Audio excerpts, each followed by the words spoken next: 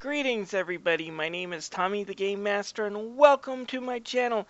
And today we're going to be talking about an old DOS game I recently picked up on Steam called Battle Chest. I heard about this game when I was a youth, but alas, when I was a wee lad, my family owned Apple computers and we didn't get our first PC until about 1995. By then this was old news. But like a lot of DOS classics, they get new life on Steam thanks to the DOSBox emulator. Although I hear the emulator doesn't do sound quite as well as the original DOS games, it does, however, start up and run games way easier than actually running them under DOS.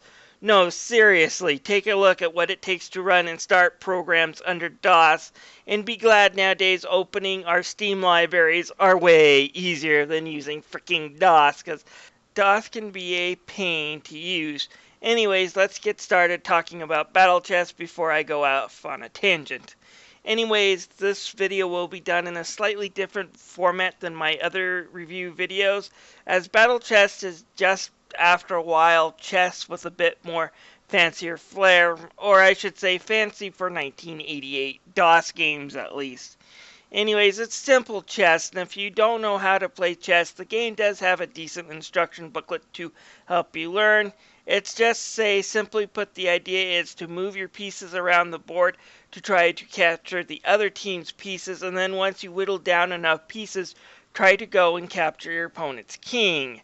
Different pieces move differently. The knight moves in a weird L shape, but can jump over pieces.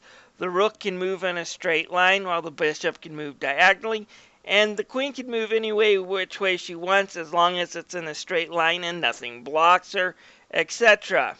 So what makes Battle Chess different from most chess games? Well, they took the idea of the fact that it was a computer game to add in something a little different, and something that we probably would take granted for today. Animated pieces with actual combat animation when capturing other pieces. Now, I've only played about 2 to 3 hours of this game so far, and I still enjoy the animations.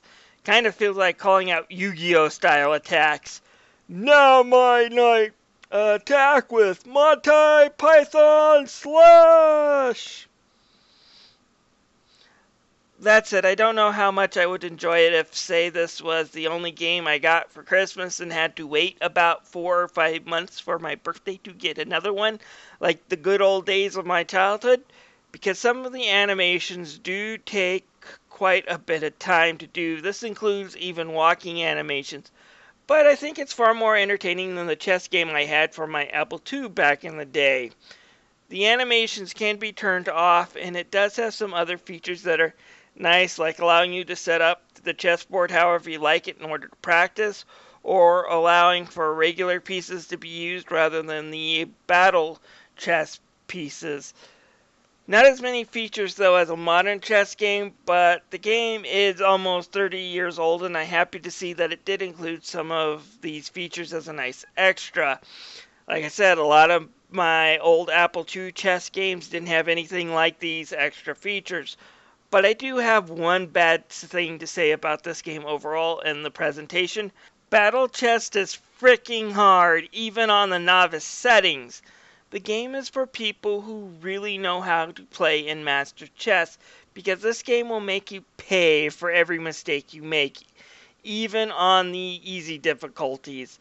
And even though I was playing on easy, I always felt like it was keeping me on my toes. That is until I learned how to cheat.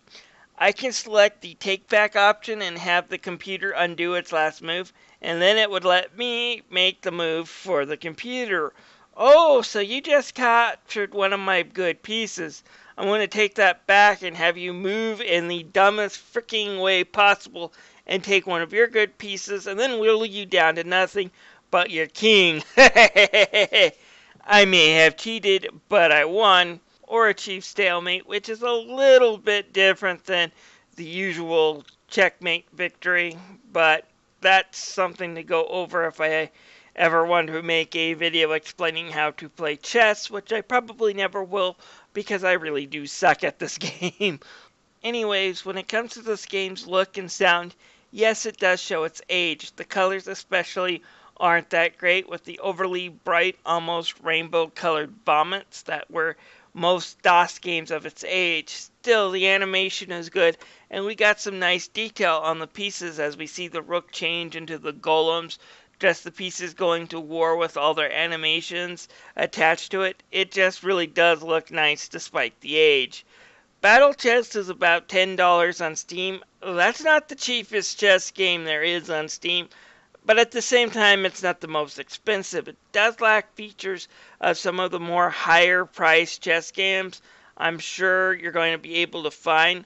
But if you're looking for an honest diversion and you just want to play a quick game of chess on your PC, you could do worse than Battle Chess, and the animations might be worth it if you're curious just to look into it or have a nostalgic attachment to this game.